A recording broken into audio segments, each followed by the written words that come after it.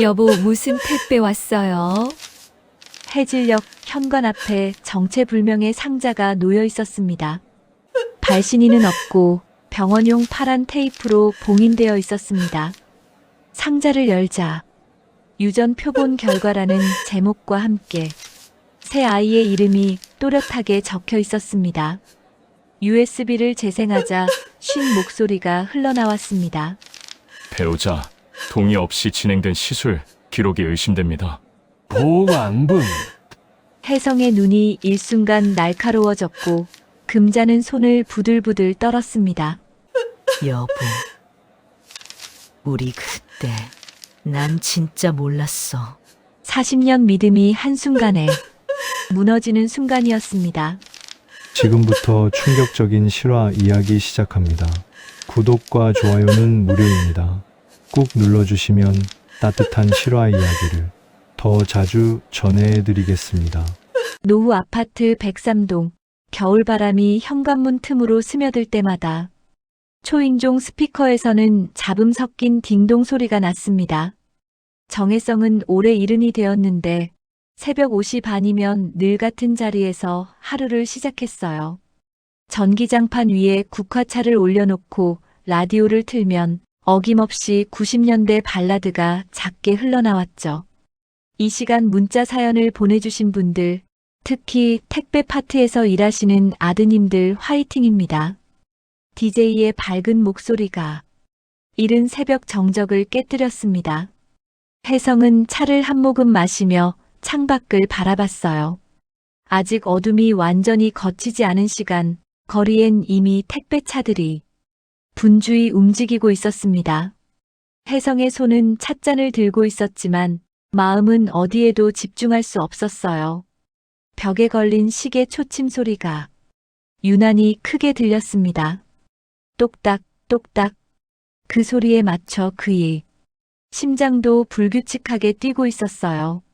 옆에서 바늘귀를 꿰던 윤금자가 고개를 들었습니다. 금자는 올해 68, 혜성보다 2살 어리지만 손놀림만큼은 여전히 정확했어요. 40년 넘게 함께 살면서 서로의 작은 변화도 놓치지 않는 사이였는데 요즘 혜성의 모습이 평소와 달랐어요. 윤호는 오늘도 집화장 야간 근무겠지. 혜성이 혼잣말처럼 중얼거렸습니다. 금자는 바늘을 멈추고 남편을 바라봤어요. 추우니까 목도리라도 더 챙기라고 해야지. 요즘 날씨가 얼마나 매서운데. 그런데 여보, 요즘 왜 그래요? 며칠째 표정이 안 좋던데. 금자의 목소리엔 아들을 걱정하는 마음과 함께 남편에 대한 걱정도 담겨 있었습니다.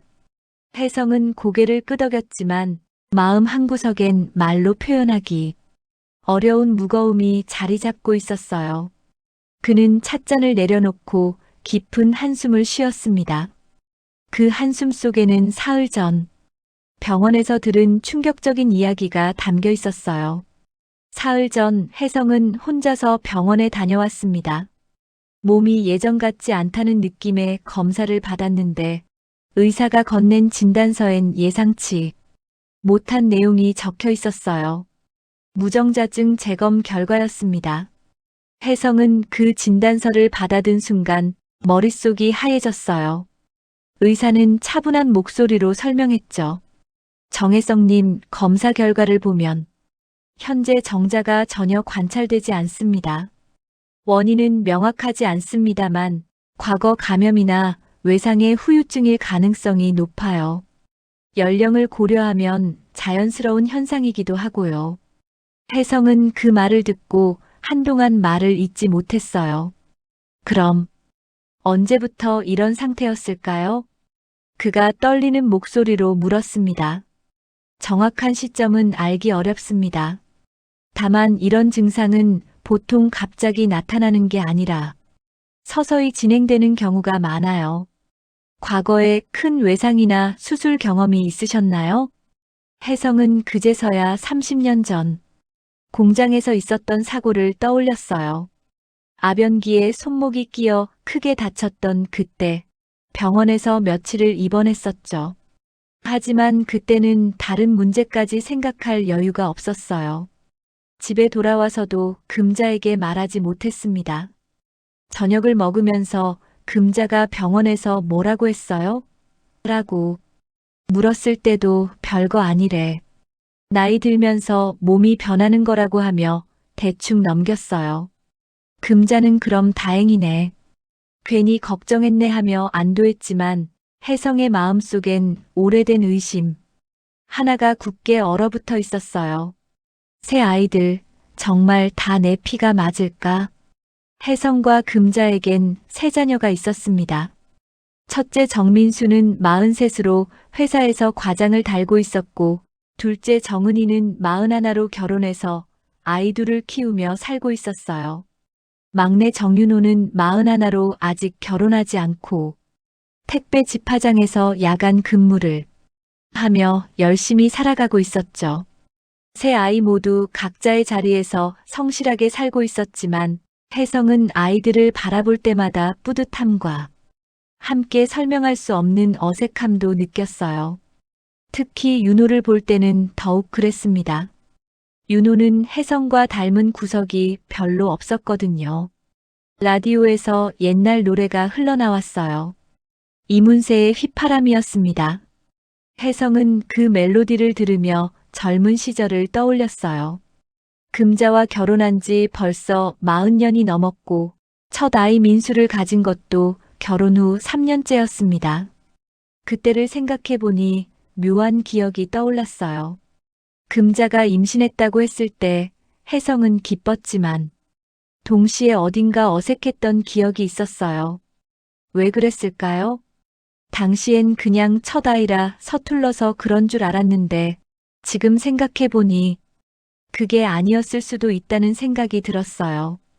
금자는 바느질을 마치고 차를 한 잔 더 끓였습니다.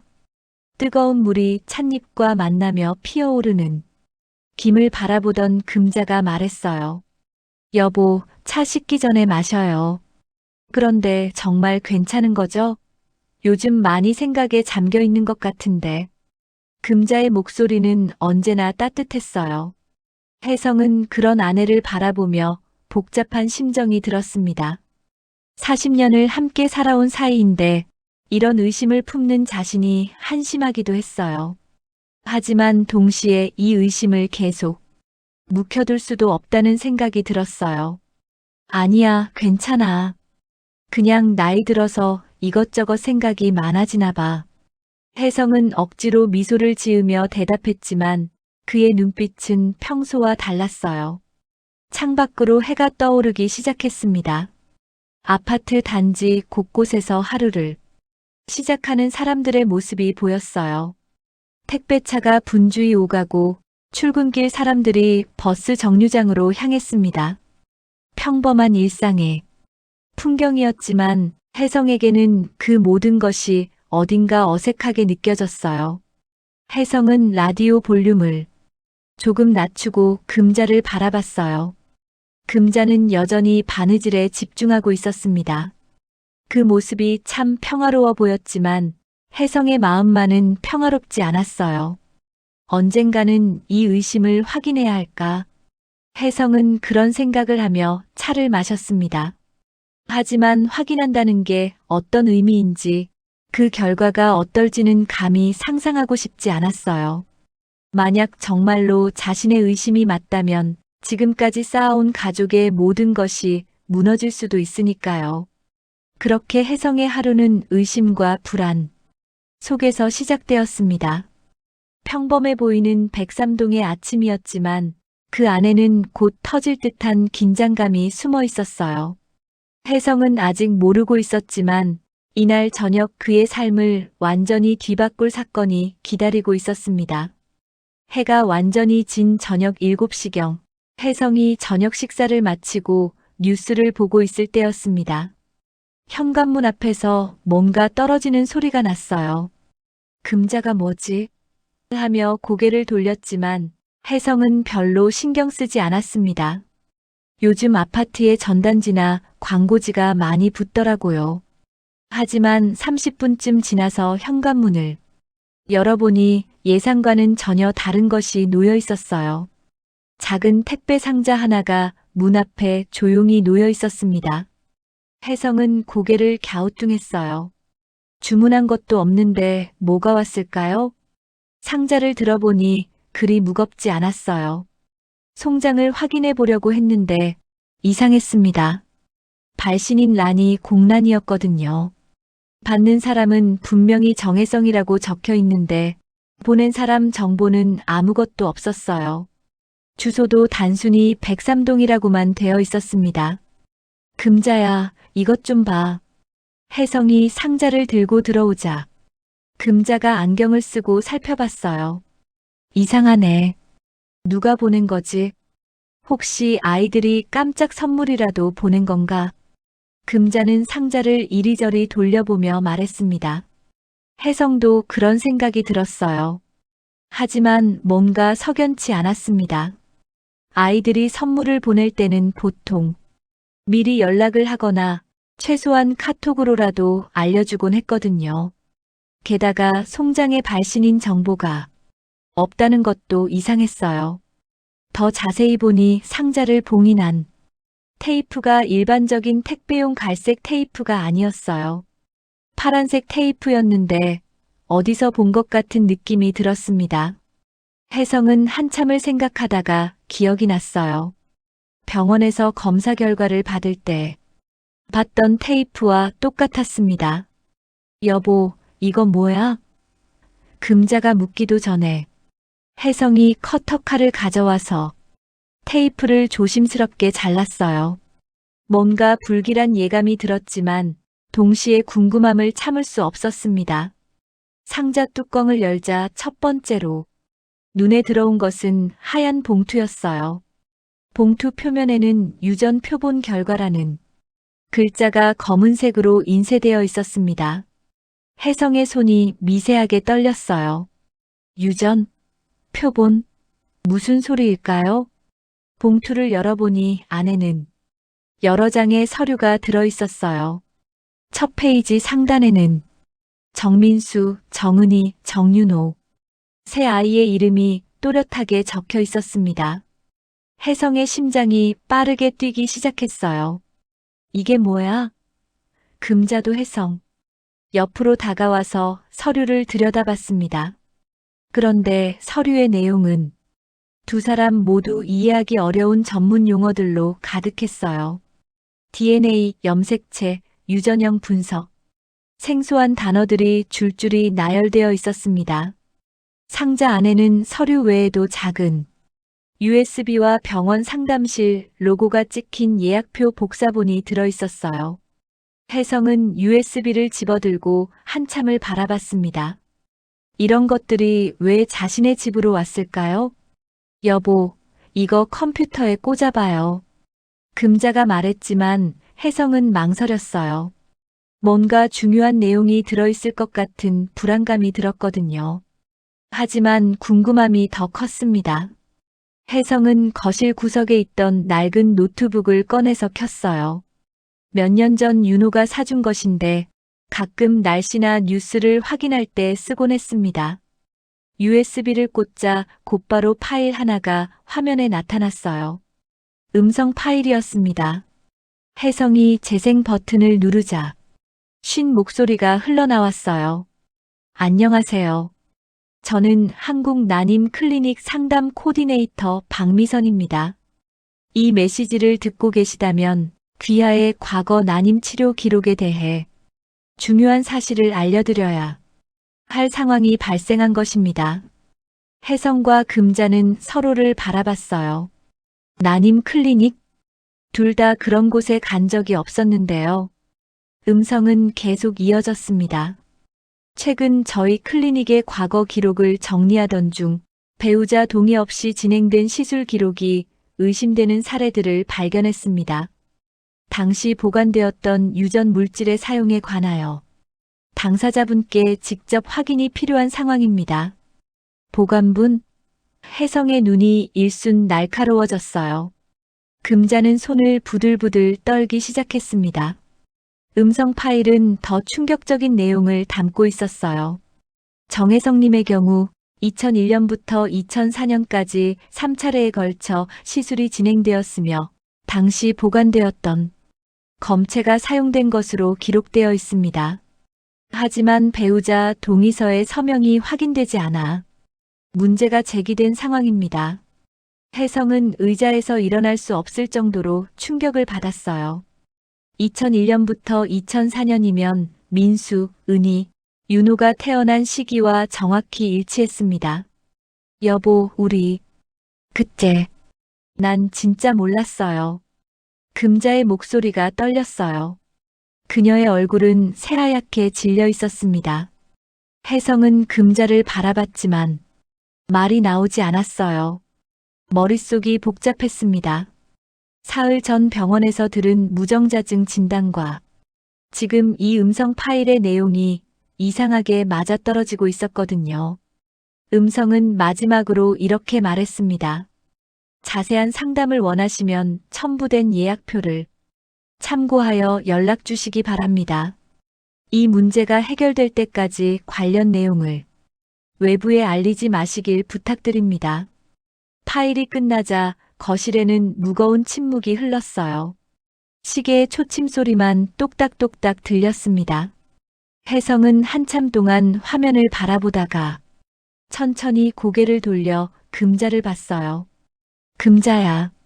혜성의 목소리는 평소보다 낮고 무거웠어요. 여보, 저도 정말 몰랐어요.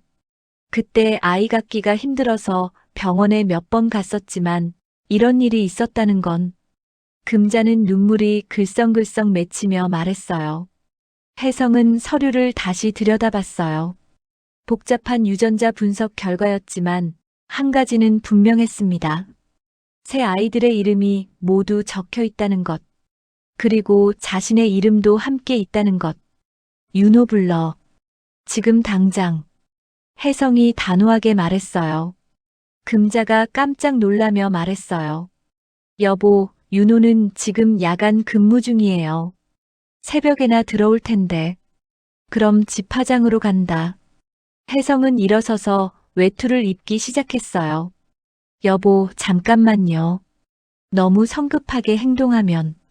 금자가 말렸지만 혜성의 마음은 이미 정해져 있었어요. 40년을 같이 살았는데 이런 큰일을 나만 모르고 있었다고? 그것도 우리 아이들과 관련된 일을? 혜성의 목소리에는 분노와 배신감이 섞여 있었어요. 금자는 울먹이며 말했어요. 여보, 제발 차근차근 알아봐요. 혹시 잘못된 정보일 수도 있잖아요. 하지만 혜성은 이미 신발을 신고 있었어요. 평생 가족을 위해 성실하게 살아온 자신이 정작 가장 중요한 사실은 모르고 있었다는 충격이 너무 컸습니다. 아니면 윤호한테 전화라도 해봐요. 금자가 마지막으로 제안했지만 혜성은 고개를 저었어요. 전화로 할 얘기가 아니야. 직접 만나서 물어봐야 해. 혜성은 현관문을 열며 말했어요. 차가운 겨울바람이 현관으로 밀려 들어왔습니다. 혜성은 그 바람을 맞으며 한 번 더 깊은 숨을 쉬었어요. 지금까지 믿어왔던 모든 것들이 흔들리고 있었지만 진실을 알아야 한다는 생각뿐이었습니다. 밤 10시 택배 물류창고 집화장은 하루 중 가장 바쁜 시간이었습니다. 형광등 불빛 아래에서 라벨 프린터가 지지직 소리를 내며 송장을 끊임없이 뱉어내고 직원들의 스캔기에서 나는 띠띠 소리가 창고 전체에 울려 퍼졌어요. 컨베이어 벨트 위로 크고 작은 택배, 상자들이 분주히 흘러가고 있었습니다. 정윤호는 눈밑이 퀭하게 파인 채로 상하차 작업에 집중하고 있었어요. 41의 나이에도 이런 육체 노동을 계속하는 것이 때로는 힘들었지만 성실한 만큼은 누구에게도 뒤지지 않았습니다. 윤호는 무거운 상자를 들어 올리며 시계를 흘끔 봤어요. 아직 2시간은 더 일해야 하는 시간이었죠. 그때 창고 입구 쪽에서 익숙한 목소리가 들렸어요. 정윤호 있나요? 윤호가 고개를 돌리니 아버지 혜성이 서 있었습니다. 차가운 겨울바람에 얼굴이 빨갛게 된 채로 평소보다 훨씬 심각한 표정을 하고 있었어요. 아버지, 이런 데까지 왜 오셨어요? 윤호는 깜짝 놀라며 작업을 멈췄습니다. 아버지가 자신의 직장까지 찾아온 적은 거의 없었거든요. 더군다나 이렇게 늦은 시간에 말이에요. 혜성은 주변을 둘러본 후 윤호에게 다가갔어요. 다른 직원들의 시선이 신경 쓰였지만 참을 수 없었습니다. 너 오늘 우리 집에 간 택배 내 노선에서 빠진 거냐? 윤호는 당황스러운 표정을 지었어요. 전 상하차만 맡고 있어요. 노선은 민수 형이 담당하시는데 무슨 택배 말씀이세요? 발신인도 없고 이상한 테이프로 봉인된 상자 말이야. 혜성의 목소리에는 평소에 없던 날카로움이 있었어요. 윤호는 아버지의 표정을 보며 뭔가 심상치 않다는 것을 느꼈어요. 아버지, 혹시 무슨 일이 있으신 건가요? 얼굴이 안 좋으시던데. 혜성은 잠시 망설이다가 입을 열었어요. 윤호야, 너 우리 가족력에 대해 궁금한 적 없었나? 가족력이요? 윤호는 고개를 갸우뚱했어요. 갑자기 왜 그런 말씀을? 내가 어렸을 때부터 봐왔지만 너는 나하고 닮은 구석이 별로 없어. 키도 그렇고 성격도 그렇고. 혜성의 말에 윤호는 당혹스러웠어요. 아버지, 그런 건 유전이라는 게 복잡한 거라고 하잖아요. 엄마 쪽 할아버지께서도 키가 크셨다고 들었는데. 윤호는 아버지가 왜 갑자기 이런 이야기를 하는지 이해할 수 없었어요. 혜성은 윤호의 반응을 보며 복잡한 심정이 들었어요. 혹시 윤호도 뭔가 눈치채고 있는 건 아닐까 하는 생각도 들었거든요. 윤호야, 그 검사 예전에 치료받을 때 보관하신 적 있다고 하던데. 검사요? 윤호가 되물었어요. 내가 언제 그런. 혜성은 말을 멈췄어요. 사실 자신도 확실하지 않았거든요.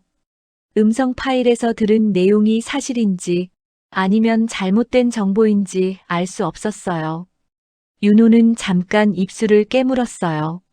사실 그에게도 오래전부터 마음 한구석에 있던 의문이 있었어요.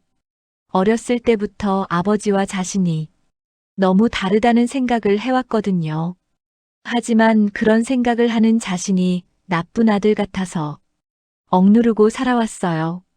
아버지, 윤호가 조심스럽게 입을 열었어요. 혹시 오래전에 아버지가 공장에서 크게 다치셨던 일 말씀인가요? 혜성의 눈빛이 변했어요. 그때 일을 내가 어떻게 알아? 어렸을 때 엄마가 잠깐 말씀하신 적이 있어요. 아버지가 병원에 입원하셨을 때 윤호는 말을 잇지 못했어요. 왜 난 늘 아버지 눈치를 볼까라는 생각이 들었거든요. 그때 집화장 대기실에서 흘러나오는 TV 뉴스 소리가 들렸어요. 최근 일부 난임 클리닉에서 상담 코디네이터의 사적 발송 의혹이 제기되고 있습니다. 윤호가 뉴스 소리에 귀를 기울이며 리모컨으로 볼륨을 높였어요. 환자들에게 임의로 발송된 유전자 검사 자료로 인해 가정 분란이 일어나는 사례가 늘고 있어 사회적 문제가 되고 있습니다. 혜성과 윤호는 서로를 바라봤어요.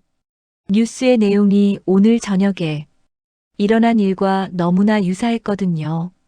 아버지, 혹시 윤호가 조심스럽게 물었어요. 그래, 우리 집에도 그런 게 왔다. 혜성은 더 이상 숨길 수 없다고 생각했어요. 윤호의 얼굴이 창백해졌어요. 그럼 그 안에 너와 민수, 은희 이름이 모두 적혀 있었다. 혜성의 목소리는 떨리고 있었어요.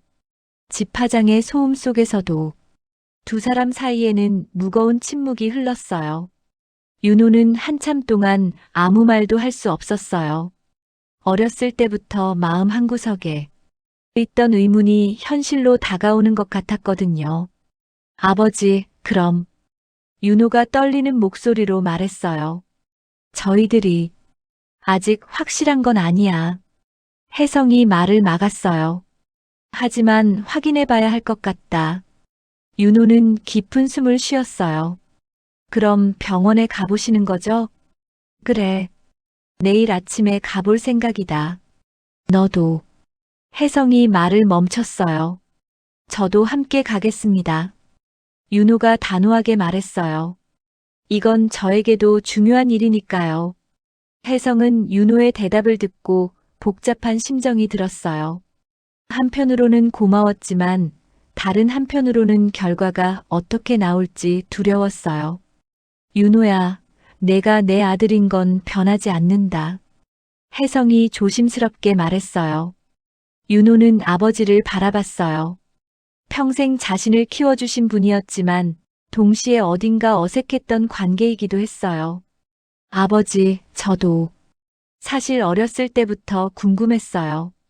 왜 저는 아버지와 이렇게 다를까 하고요. 혜성은 윤호의 솔직한 고백에 마음이 아팠어요. 미안하다, 윤호야.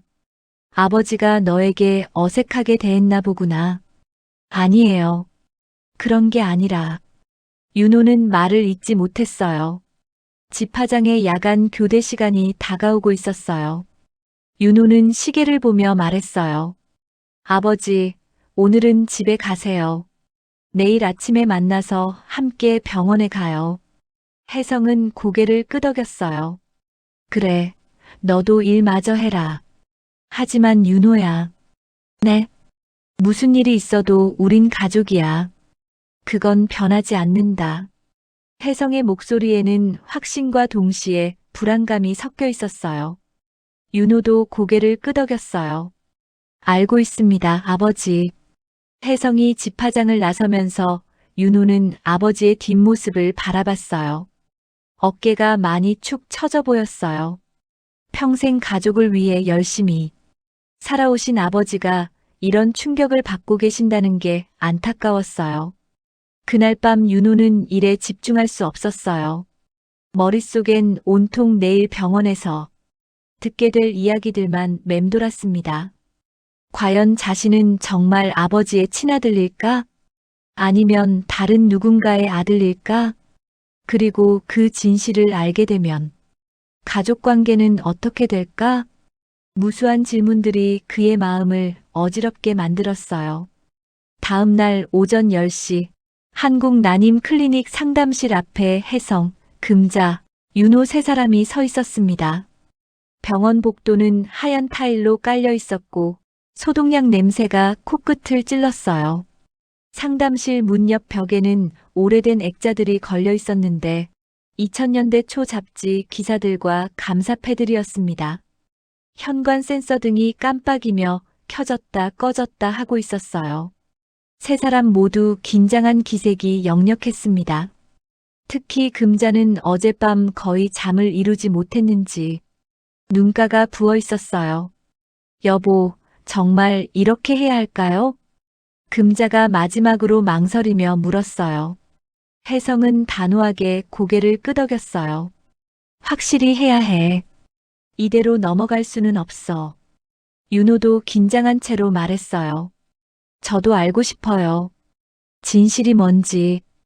혜성이 상담실 문을 노크했습니다. 들어오세요라는 목소리가 들렸고 세 사람은 조심스럽게 문을 열고 들어갔어요. 상담실 안에는 50대로 보이는 여성이 앉아 있었습니다. 그녀는 세 사람을 보자마자 얼굴이 굳었어요. 분명히 예상했던 상황이었지만 막상 당사자들이 찾아오니 당황스러운 기색을 감출 수 없었습니다. 어떻게 여기까지 오셨나요? 코디네이터가 떨리는 목소리로 말했어요. 혜성이 가져온 USB를 책상 위에 휙 내려놓았어요. 이게 뭡니까? 이걸 왜 우리 집으로 보냈죠? 코디네이터는 USB를 보더니 깊은 한숨을 쉬었어요. 앉으시죠. 설명드리겠습니다. 세 사람이 의자에 앉자 코디네이터가 입을 열었어요. 먼저 진심으로 사과드립니다. 제가 개인적인 판단으로 저지른 일입니다. 금자가 떨리는 목소리로 물었어요. 우린 서로 믿고 40년을 살았어요. 그런데 이런 걸 왜 우리 집으로 보내신 거죠? 코디네이터는 눈을 감고 한참을 생각하더니 말했어요. 사과드립니다. 내부 징계 각오하고 솔직히 말씀드릴게요. 최근 저희 클리닉에서 과거 기록을 정리하던 중에 문제가 발견되었습니다. 무슨 문제요? 혜성이 날카롭게 물었어요. 동해 미확인 보관분 사용 의심 사례들이요. 2000년대 초반에 일부 부적절한 시술이 있었던 것으로 보입니다. 저는 개인적으로 이런 피해를 당하신 분들께 알려드려야 한다고 생각했어요. 윤호가 책상을 내려쳤어요. 그게 우리 집이라는 말씀인가요? 코디네이터가 고개를 끄덕였어요.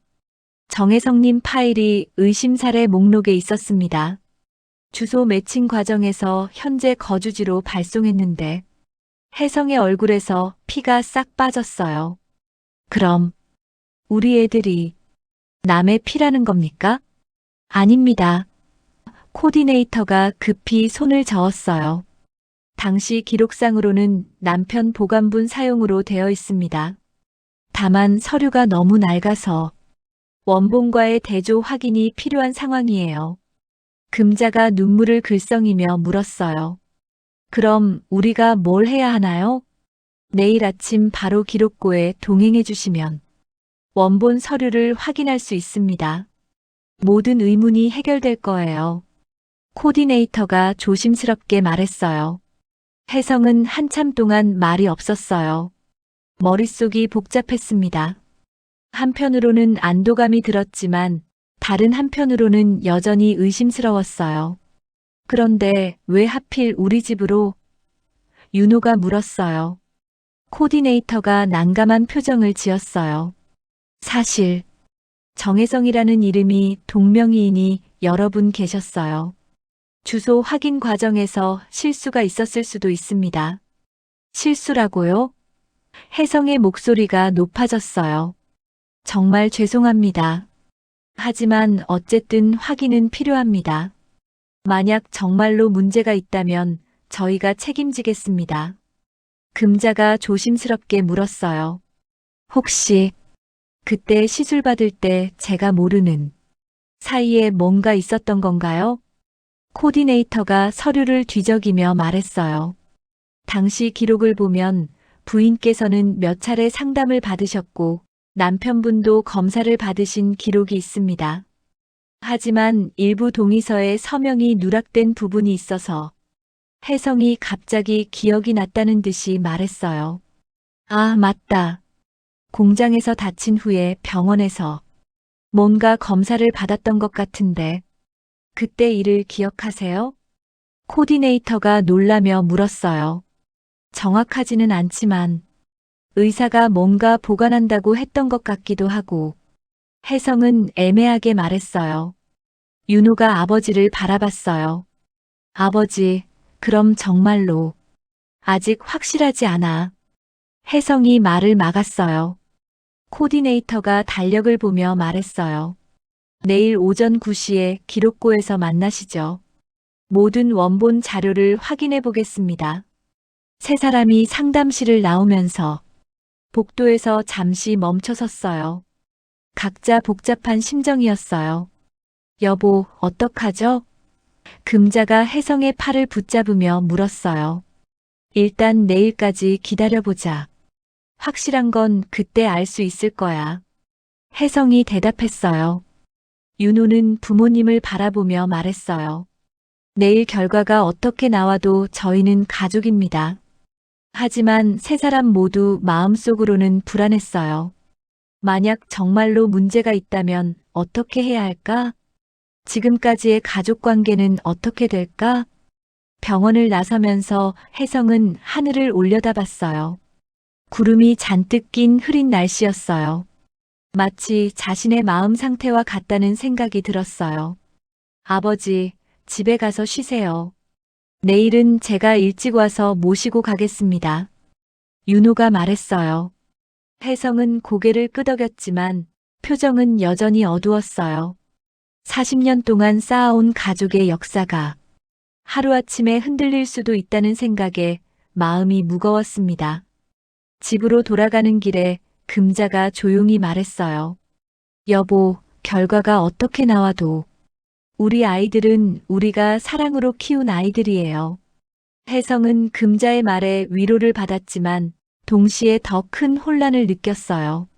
사랑으로 키웠다는 것과 혈연 관계라는 것은 다른 문제였으니까요.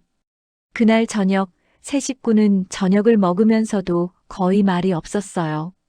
모두 내일 아침에 듣게 될 진실에 대해 생각하고 있었기 때문이었어요.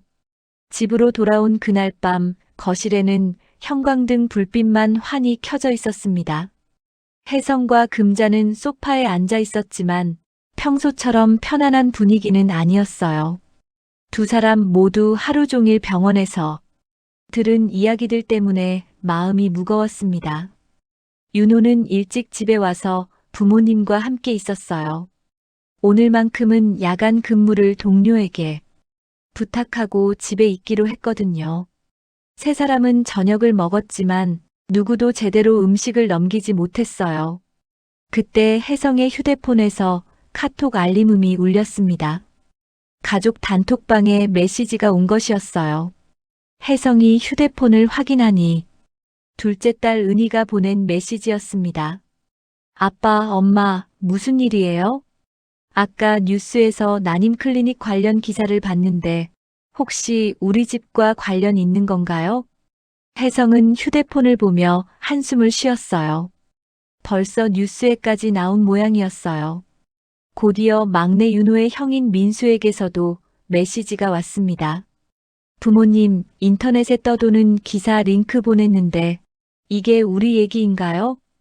답답해서 미치겠어요. 제발 말해주세요. 금자가 혜성의 휴대폰을 들여다보며 걱정스럽게 말했어요. 여보, 아이들이 걱정하고 있어요. 뭐라고 할까요? 혜성은 한참 동안 생각하다가 휴대폰을 거실 테이블 위에 내려놓았어요. 내일 확실한 걸 알고 나서 얘기하자. 윤호가 조심스럽게 말했어요. 아버지, 형이랑 누나한테도 미리 말씀드리는 게 어떨까요? 어차피 내일이면 다 알게 될 텐데. 아니야. 혜성이 단호하게 말했어요. 확실하지도 않은 걸 가지고 아이들까지 불안하게 만들 순 없어. 하지만 마음 한편으로는 두려웠어요. 만약 내일 병원에서 듣게 될 결과가 최악이라면 어떻게 해야 할까? 새 아이들에게 어떻게 설명해야 할까?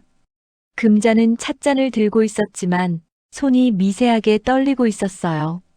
여보, 설사 그런 일이 있었다고 해도 우린 같이 아이들을 키웠잖아요. 40년 동안 가족으로 살아왔는데. 혜성은 금자를 바라봤어요. 아내의 말이 맞기는 했지만 동시에 씁쓸했어요. 그렇긴 하지만 내가 모르는 사이에 누군가가 내 자리를 대신했다면 기분이 어떻겠어? 여보. 금자의 목소리가 작아졌어요. 혜성은 일어나서 오래된 서랍을 열었습니다. 서랍 안에는 빨간 도장과 낡은 통장, 그리고 구겨진 엑스레이 필름들이 들어 있었어요. 그 중에서 30년 전 공장 사고 때 찍었던 엑스레이 필름을 꺼내 들었습니다. 이때구나.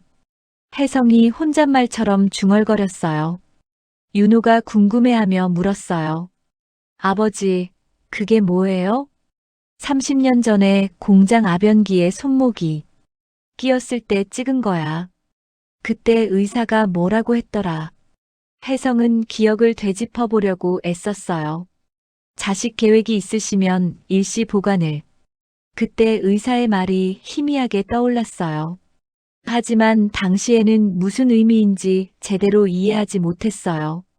금자가 조심스럽게 물었어요.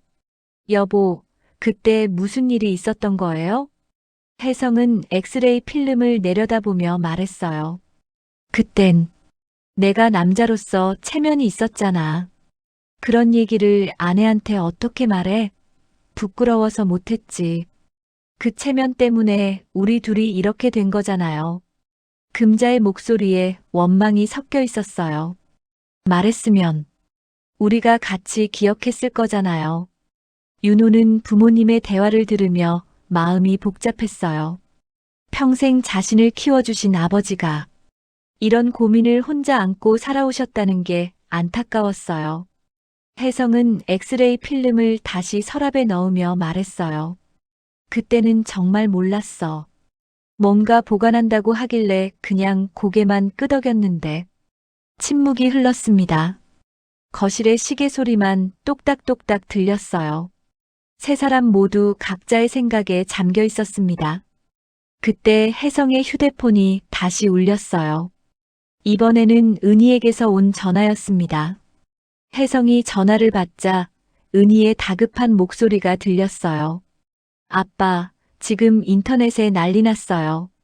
우리 동네 아파트 얘기가 나오는데 혹시 우리 집인가요? 혜성은 당황하며 대답했어요.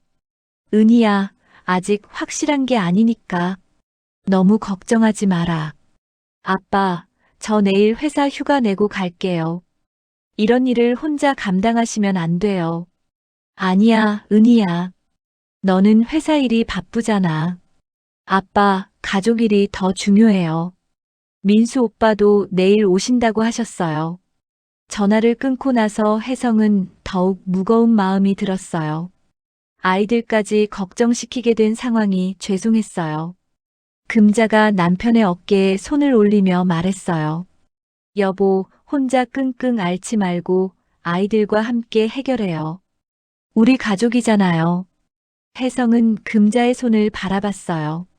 40년 동안 함께한 손이었지만 오늘따라 낯설게 느껴졌어요. 윤호가 일어서서 말했어요. 아버지, 엄마, 저 밖에 좀 나갔다 올게요. 머리를 좀 식혀야겠어요. 혜성은 고개를 끄덕였어요. 그래, 너도 힘들지. 너무 멀리 가지는 말고. 윤호가 나간 후 혜성과 금자는 다시 조용해졌어요. 두 사람 사이에는 40년 동안 쌓인 추억들이 있었지만 동시에 오늘 하루 동안 생긴 의심과 불신도 있었어요. 혜성은 마침내 입을 열었어요. 금자야, 내일 결과가 어떻게 나올까? 모르겠어요. 하지만 어떤 결과가 나와도 우리는 이겨낼 거예요. 금자의 목소리에는 확신이 있었어요. 혜성은 현관문 쪽으로 걸어갔어요. 확인 전까지는 누구 말도 못 믿겠어. 여보, 어디 가세요? 잠깐 바람 좀 쐬고 올게. 혜성은 외투를 입으며 말했어요. 금자는 혼자 남겨진 거실에서 눈물을 훔쳤어요. 40년 동안 믿고 살아온 모든 것들이 하루아침에 흔들리고 있었어요. 하지만 동시에 이 시련을 가족과 함께 이겨내야 한다는 생각도 들었어요. 밖으로 나간 혜성은 아파트 단지를 천천히 걸었어요. 차가운 겨울바람이 얼굴을 스쳤지만 머릿속은 더욱 복잡했어요. 내일이면 모든 진실을 알게 될 텐데 과연 그 진실을 받아들일 준비가 되어 있을까? 하늘에는 별이 거의 보이지 않았어요. 마치 자신의 앞날처럼 불투명했습니다. 혜성은 깊은 한숨을 쉬며 집으로 돌아갔어요. 내일은 인생에서 가장 중요한 하루가 될지도 모른다는 생각을 하면서 말이에요. 다음 날 이른 아침 8시 30분 병원 지하 기록고 앞에 혜성, 금자, 윤호가 서 있었습니다. 예상보다 일찍 도착한 첫째 민수와 둘째, 은희도 함께 있었어요. 5명의 가족이 모두 모인 것은 오랜만이었지만 분위기는 전혀 반갑지 않았습니다. 민수는 43의 나이답지 않게 어색해 보였어요. 아버지, 정말 이런 일이 있었던 건가요? 은희도 걱정스러운 표정으로 말했어요. 어머니, 괜찮으세요? 밤새 잠도 못 주무신 것 같은데. 혜성은 아이들을 바라보며 복잡한 심정이 들었어요. 어제까지만 해도 자랑스러운 자식들이었는데 오늘은 그들을 바라보는 자신의 마음이 달랐어요. 기록고 문이 열리자 어제 만났던 코디네이터가 나왔습니다. 그녀의 표정도 어제보다 더 심각해 보였어요. 안녕하세요. 모두 오셨군요. 기록고 안으로 들어가시죠. 코디네이터의 목소리에는 긴장감이 묻어 있었어요. 기록고 안은 먼지 냄새가 났고 오래된 서류철들이 층층이 쌓여 있었습니다. 형광등 불빛 아래에서 수많은 파일 박스들이 줄지어 서 있는 모습이 마치 과거의 비밀들을 지키는 보물창고 같았어요. 코디네이터가 한 구석에서 하드 케이스를 꺼냈습니다. 2001년 정혜성님 파일입니다. 혜성의 심장이 빠르게 뛰기 시작했어요. 드디어 진실을 알게 될 순간이 다가온 것이었어요. 케이스를 열자 안에는 여러 가지 서류들이 정리되어 있었어요. 첫 번째로 나온 것은 전액 납부 영수증이었습니다. 2001년 4월 17일자로 되어 있었고 혜성의 이름과 서명이 또렷하게 적혀 있었어요. 이게 제 서명 맞네요. 혜성이 놀라며 말했어요. 두 번째는 정액 보관 동의서였습니다. 여기에도 혜성의 필체로 서명이 되어 있었어요. 날짜를 보니 공장에서 사고를 당한 바로 그 주였습니다. 금자가 조심스럽게 물었어요. 여보, 기억나세요? 혜성은 서류를 자세히 들여다봤어요. 어렴풋이. 그때 의사가 뭔가 서류에 사인하라고 했던 것 같긴 한데. 세 번째 서류는 시술 경과 보고서였습니다. 2001년, 2002년, 2004년 세 차례에 걸쳐 시술이 진행되었다는 내용이었어요. 각각의 날짜는 민수, 은희, 윤호가 태어나기 정확히 9개월 전이었습니다. 민수가 서류를 보며 말했어요. 그럼 저희는 잠깐요. 코디네이터가 케이스맨 아래에서 무언가를 꺼냈어요. 작은 카세트 테이프였습니다.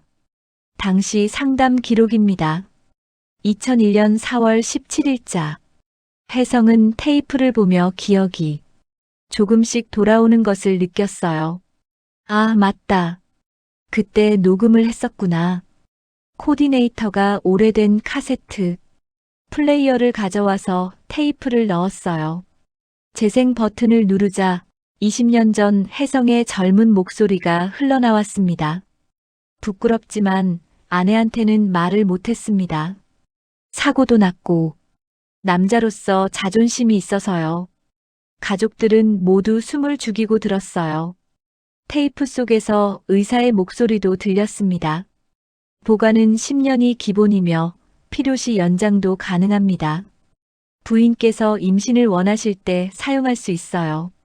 젊은 혜성의 목소리가 다시 들렸어요. 아내는 기뻐하겠죠. 나중에라도 제가 직접 말할게요. 테이프가 끝나자 기록고 안에는 깊은 침묵이 흘렀습니다. 혜성은 의자에 주저앉았어요. 내가 시작한 일이었구나. 금자가 조용히 혜성의 손을 잡았어요. 여보, 늦게라도 기억해낸 게 중요해요. 이건 우리가 아이를 갖기 위해 함께 버틴 역사예요. 민수가 아버지를 바라보며 말했어요. 아버지, 그럼 저희는 정말 아버지 자녀가 맞는 거죠? 그렇습니다. 코디네이터가 확실하게 말했어요. 모든 기록이 명확합니다. 정혜성님의 보관분을 사용한 것이 맞아요. 은희가 눈물을 글썽이며 말했어요. 그럼 왜 이런 일이 생긴 거예요? 코디네이터가 고개를 숙였어요. 제가 경솔했습니다. 동명이인 파일들을 정리하면서 실수로 의심 사례 목록에 포함시켰어요. 저의 임의 발송이 가정을 흔들었습니다. 정말 죄송합니다. 윤호는 부모를 번갈아 보다가 처음으로 마음 깊은 곳에 말을 꺼냈어요. 아버지, 저는 우리 집이 늘 침묵으로 버티는 집이라고 생각했어요. 오늘부터는 좀 달라졌으면 좋겠어요. 혜성은 윤호의 말에 가슴이 뭉클했어요. 평생 말 못할 부끄러움 때문에 가족들과 제대로 소통하지 못했다는 것을 깨달았거든요.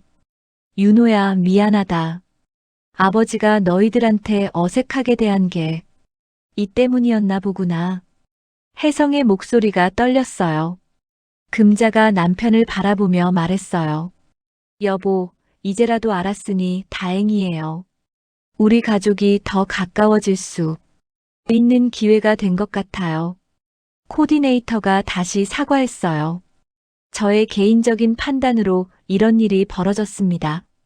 병원 차원에서 공식 사과와 함께 재발 방지 대책을 마련하겠습니다. 민수가 코디네이터를 바라보며 말했어요. 앞으로는 이런 일이 없도록 확실히 해주세요.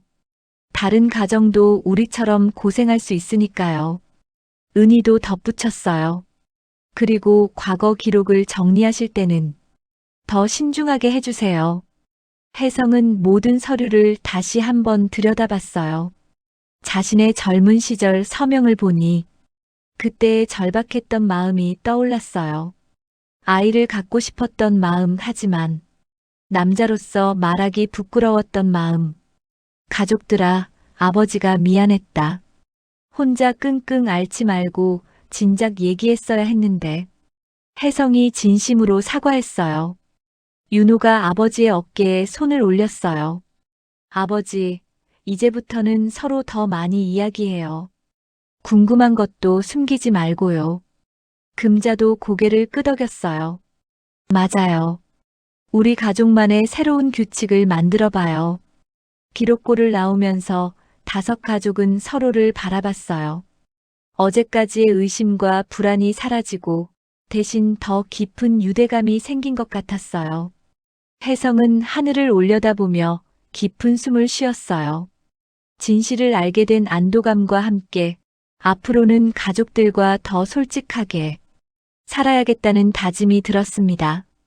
기록고에서 나온 다음 날, 혜성 가족은 병원 이사회실에서 공식적인 면담을 갖게 되었습니다. 넓은 회의실에는 병원 측 법무팀, 상담 코디네이터, 그리고 혜성 가족 5명이 마주 앉아 있었어요. 회의 테이블 가운데에는 어제 확인했던 모든 서류들이 정리되어 놓여 있었습니다. 병원 법무팀장이 정중하게 인사를 하며 말문을 열었어요. 먼저 이번 일로 인해 정혜성님, 가족에게 정신적 피해를 끼쳐드린 점에 대해 깊이 사과드립니다. 혜성은 차분하게 고개를 끄덕였어요. 어제 진실을 알고 난 후로는 마음이 많이 가라앉았거든요. 사과는 받겠습니다. 하지만 앞으로 이런 일이 재발하지 않도록 확실한 대책이 필요합니다. 법무팀장이 준비해온 서류를 펼치며 설명했어요. 임해 발송으로 인한 명예훼손과 사생활 침해에 대해 공식 사과문을 발표하고 적절한 배상과 함께 재발 방지안을 마련했습니다. 민수가 아버지를 대신해서 말했어요. 배상보다는 제도 개선이 더 중요합니다. 다른 가정들도 저희처럼 불필요한 고통을 겪을 수 있으니까요. 혜성이 단호하게 말했어요. 돈으로 끝낼 일이 아닙니다. 설명 의무를 철저히 지키세요. 과거 기록이라도 당사자에게 먼저 확인하고 발송할 때는 확실하게 검증하십시오. 은희도 덧붙였어요. 그리고 개인 코디네이터의 독단적 판단으로 이런 일이 벌어지지 않도록 내부 시스템도 점검해 주세요. 상담 코디네이터가 고개를 깊게 숙였어요. 정말 죄송합니다. 선의의 목적이었다고는 하지만 절차를 무시한 제 행동이 가정을 흔들었습니다. 앞으로는 이런 일이 절대 없도록 하겠습니다. 윤호가 조심스럽게 말했어요. 저희도 이번 일을 계기로 가족 간에 새로운 약속을 만들었어요. 법무팀장이 관심을 보이며 물었어요. 어떤 약속 말씀이신가요? 금자가 미소를 지으며 대답했어요. 저희도 가정 내 소통 규약을 만들었습니다. 의심이 들면 24시간 안에 서로에게 묻기, 추측하기 전에 인터넷 검색 금지하기, 가족 간에 비밀 만들지 않기, 중요한 서류는 함께 보기 같은 것들이요. 혜성이 웃으며 덧붙였어요. 가족 단톡방에 고정 공지로 올려두기로 했습니다. 윤호가 휴대폰을 꺼내며 보여줬어요. 벌써 올렸어요. 정혜성 가족 소통 규약 1조부터 5조까지라고요. 회의실 안에 잠시 따뜻한 웃음이 번졌어요. 심각했던 분위기가 조금 누그러졌습니다. 법무팀장이 진지하게 말했어요. 좋은 사례가 되겠습니다. 저희도 개인정보 발송에 관한 새로운 가이드라인을 만들 때 참고하겠습니다. 상담 코디네이터가 다시 한번 사과했어요. 개인적인 일탈로 시작된 일이지만 결국은 저희 시스템의 문제이기도 합니다. 제가 선두에 서서 개선하겠습니다. 혜성이 그녀를 바라보며 말했어요. 선의는 인정합니다. 하지만 앞으로는 절차를 지켜주세요. 다른 가족들이 저희처럼 혼란스러워하지 않도록 말이에요. 은희가 제안했어요. 혹시 가능하다면 이런 정보를 발송하기 전에 가족 상담사나 전문가의 검토를 받는 시스템은 어떨까요? 법무팀장이 고개를 끄덕였어요. 좋은 의견입니다. 내부 검토 시스템을 강화하겠습니다. 민수가 마지막으로 말했어요. 그리고 이런 일이 있을 때 가족들이 어떻게 대처해야 하는지에 대한 안내서도 만들어주시면 좋겠어요. 회의가 끝나갈 무렵 법무팀장이 공식 문서를 내놓았어요. 병원 차원에서 공식 사과문을 오늘 오후에 홈페이지에 게재하고 상담 체계와 기록 발송 절차를 전면 개편하기로 발표하겠습니다. 혜성이 서류를 검토한 후 말했어요. 받아들이겠습니다. 하지만 실제로 개선이 이루어지는지 지켜보겠습니다. 회의가 끝나고 병원을 나서면서 5 가족은 서로를 바라봤어요. 며칠 전만 해도 의심과 불안에 휩싸여 있었는데 이제는 더 단단해진 가족이 된 것 같았어요. 금자가 남편의 팔을 끼며 말했어요. 여보, 이제 정말 끝난 것 같아요. 혜성이 고개를 끄덕였어요. 그래, 이제 새로 시작하는 기분이야. 윤호가 부모님을 바라보며 말했어요. 아버지, 어머니, 앞으로는 무슨 일이 있어도 함께 해결해요. 민수도 동의했어요. 맞아요. 이번 일로 우리 가족이 더 가까워진 것 같아요. 은희가 웃으며 말했어요. 그리고 우리 규약 잘 지켜요. 특히 아버지, 남자 체면 때문에 혼자 끙끙 앓는 거 금지예요. 혜성이 웃으며 대답했어요. 알았다, 알았어. 앞으로는 뭐든 같이 의논하마. 병원 앞 버스 정류장에서 가족들이 각자 집으로 돌아가기 전 혜성이 말했어요. 얘들아, 이번 주말에 우리 집에서 식사하자. 오랜만에 다 같이 모여서. 좋아요. 은희가 가장 먼저 대답했어요. 민수도 고개를 끄덕였어요. 저도 아내랑 애들 데리고 갈게요. 윤호가 마지막으로 말했어요. 그럼 제가 맛있는 거 사다 드릴게요. 버스가 오자 민수와 은희가 먼저 탔어요. 창문 너머로 손을 흔들며 인사하는 모습이 정말 오랜만에 보는 가족의 모습이었어요. 혜성, 금자, 윤호는 함께 집으로 향했어요. 길을 걸으면서 혜성은 생각했어요. 남자의 체면이 뭐가 그리 중요했을까? 사랑하는 가족보다 더 소중한 게 있을까? 금자가 남편의 생각을 읽기라도 한 듯 말했어요. 여보, 늦었지만 이제라도 알게 되어서 다행이에요. 우리 가족이 더 솔직해질 수 있는 기회가 된 것 같아요. 윤호도 동의했어요. 맞아요. 이제부터는 궁금한 것도 바로바로 물어보고 힘든 일 있으면 혼자 끙끙 앓지 말고 함께 해결해요. 혜성은 아들과 아내를 바라보며 따뜻한 마음이 들었어요. 비록 우여곡절이 있었지만 결국 가족이 하나가 되는 계기가 된 것 같았어요. 집에 도착해서 현관문을 열면서 혜성이 말했어요. 이제 우리 집은 정말 달라질 거야. 침묵 대신 대화로, 의심 대신 확인으로 사는 집 말이야. 그날 저녁 3 사람은 오랜만에 편안한 마음으로 저녁을 먹었어요. 라디오에서는 잔잔한 음악이 흘러나왔고 거실에는 따뜻한 대화 소리가 가득했습니다. 한 달 후 봄비가 부슬부슬 내리던 어느 토요일 오후였습니다. 백삼동 복도에는 윤활유 냄새가 은은하게 퍼져 있었어요. 혜성이 현관문 경첩에 기름칠을 하고 있었거든요. 그동안 삐걱거리던 소리가 완전히 사라졌습니다. 경첩이 문제였네. 우린 문이 망가진 줄만 알았는데. 혜성이 만족스러운 표정으로 문을 여닫아보며 말했어요. 금자가 따뜻한 차를 들고 나와서 웃었어요. 집도 사람도 마찬가지인 것 같아요.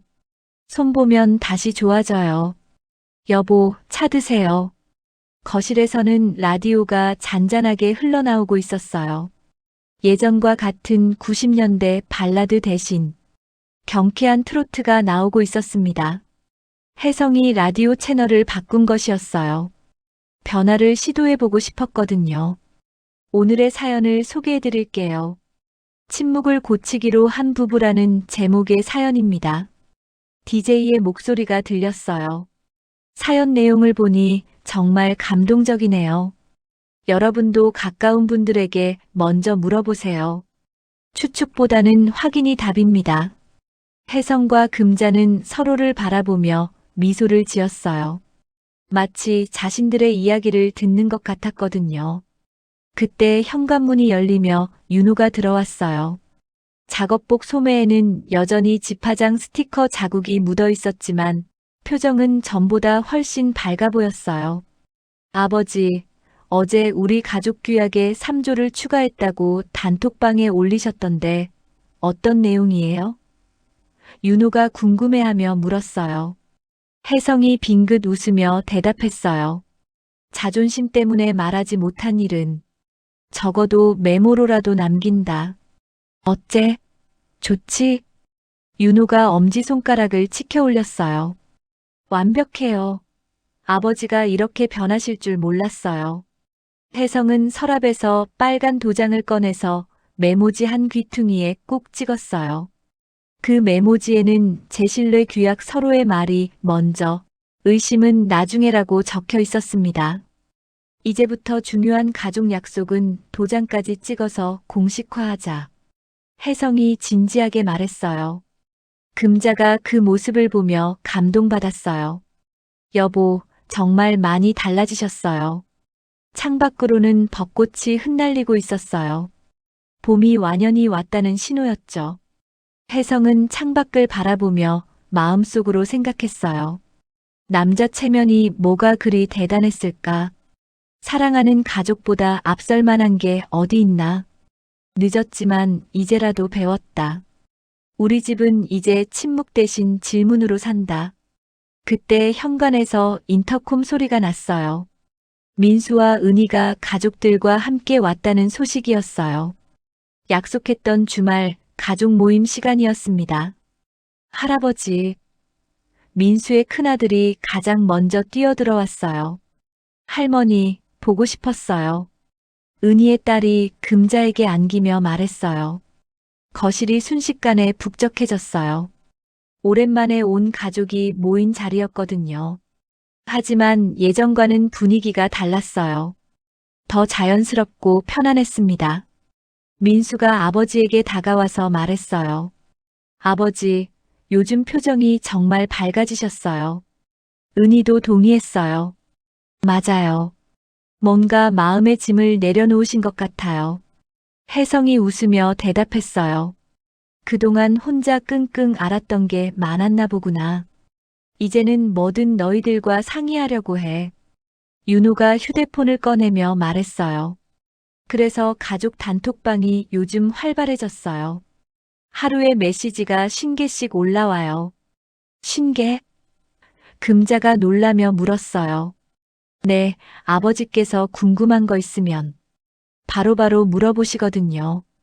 어제는 김치 냉장고 온도 몇 도로 맞춰야 하나부터 윤호 야근 때 뭐 사다 드릴까까지. 은희가 웃으며 설명했어요. 민수가 덧붙였어요. 그래도 좋아요. 예전에는 아버지가 뭘 생각하시는지 알 수가 없었는데 이제는 솔직하게 말씀해 주시니까. 혜성이 손자를 무릎에 앉히며 말했어요. 할아버지가 이제야 제대로 된 아버지가 되는 것 같아. 금자가 차를 준비하면서 말했어요. 모두들 앉아요. 오늘은 특별한 날이니까 특별한 차를 준비했어요. 특별한 차요? 윤호가 물었어요. 국화차 대신 둥글레 차예요. 변화를 시도해보자고 아버지가 제안하셨거든요. 금자가 웃으며 설명했어요. 가족들이 둘러앉아 차를 마시면서 이런저런 이야기를 나누었어요. 일상적인 대화들이었지만 예전보다 훨씬 진솔하고 따뜻했습니다. 민수의 아내가 조심스럽게 물었어요. 아버님, 그때 일은 완전히 해결되신 거죠? 혜성이 고개를 끄덕였어요. 그래, 병원에서도 공식 사과하고 시스템도 개선한다고 했어. 더 중요한 건 우리 가족이 더 가까워졌다는 거지. 은희가 아버지를 바라보며 말했어요. 이번 일로 저희도 많이 배웠어요. 가족 간에는 의심보다 확인이 중요하다는 걸. 그때 윤호가 무언가 생각난 듯 말했어요. 아, 맞다. 오늘 특별한 걸 가져왔어요. 윤호가 가방에서 작은 액자를 꺼냈어요. 액자 안에는 그날 기록고에서 들었던 카세트 테이프와 함께 막 그린 국화차, 그리고 도장이 찍힌 메모지가 들어있는 사진이 들어있었어요. 우리 집 새로 출고 기념 사진이에요. 윤호가 웃으며 설명했어요. 혜성이 액자를 받아들고 한참을 바라봤어요. 정말 좋은 기념품이구나. 금자도 감동받아 눈시울이 붉어졌어요. 우리 집 역사에서 가장 중요한 순간이었어요. 민수가 제안했어요. 이 액자는 거실 가장 잘 보이는 곳에 걸어두시는 게 어때요? 좋은 생각이야. 혜성이 일어나서 거실 벽을 살펴봤어요. 가족들이 함께 액자를 거는 모습을 보며 윤호가 휴대폰으로 사진을 찍었어요. 그리고 가족 단톡방에 올렸습니다. 윤호 우리 집 오늘 새로 출고 완료되었습니다. 금자 검수 완료. 이상무. 혜성 배송지 서로의 마음. 수치인 우리 가족.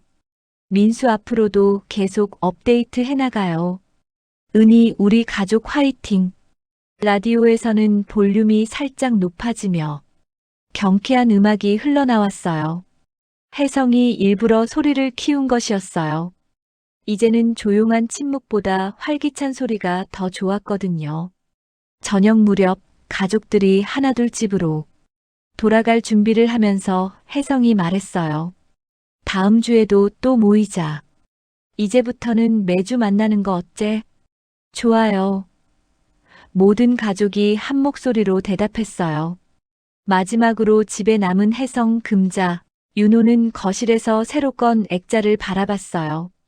액자 속 사진에는 힘들었던 시간도 있었지만 결국 가족이 하나가 되는 과정이 담겨 있었어요. 혜성이 깊은 숨을 쉬며 말했어요. 이제 우리 집에는 다시 평온이 찾아왔구나. 하지만 이번의 평온은 침묵이 아니라 확인하고 말하는 평온이야. 금자가 남편의 손을 잡으며 고개를 끄덕였어요. 그래요. 앞으로는 뭐든 함께 해결해요. 윤호도 부모님을 바라보며 말했어요. 우리 가족, 이제 진짜 새로 시작하는 기분이에요. 그날 밤 백삼동에는 오랜만에 따뜻한 평온이 찾아왔어요. 하지만 이전의 평온과는 달랐습니다. 서로를 믿고 소통하며 함께 만들어가는 새로운 평온이었어요. 오늘 이야기 끝까지 함께 해주셔서 감사합니다.